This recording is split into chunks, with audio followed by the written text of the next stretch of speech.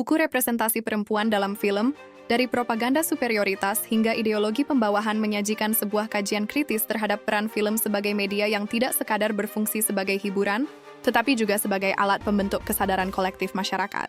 Dalam buku ini, penulis menunjukkan bahwa film memiliki kekuatan ideologis yang besar dalam mempengaruhi cara pandang publik, khususnya dalam hal representasi perempuan dan relasi gender. Lewat layar lebar, film mampu mereproduksi nilai-nilai sosial, memperkuat stereotip, bahkan menormalisasi ketimpangan peran antara laki-laki dan perempuan dalam masyarakat. Oleh karena itu, apa yang ditampilkan dalam film sejatinya bukan hanya soal cerita, tetapi juga refleksi dari ideologi-ideologi yang sedang berkuasa. Dalam buku ini, melihat bagaimana perjalanan representasi perempuan di dunia sinema mengalami berbagai perubahan.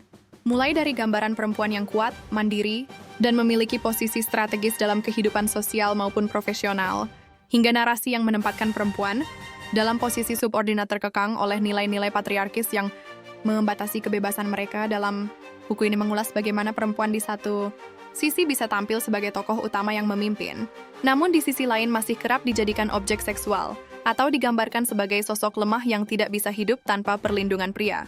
Kontradiksi ini mencerminkan pertarungan ideologis yang masih terus berlangsung di balik layar industri film.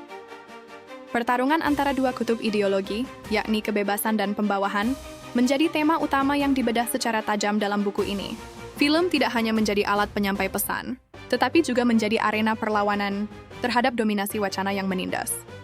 Representasi yang berani dan progresif dalam film tertentu dapat menjadi bentuk afirmasi terhadap eksistensi dan potensi perempuan sebagai individu yang merdeka, bukan sekadar pelengkap dalam narasi maskulin.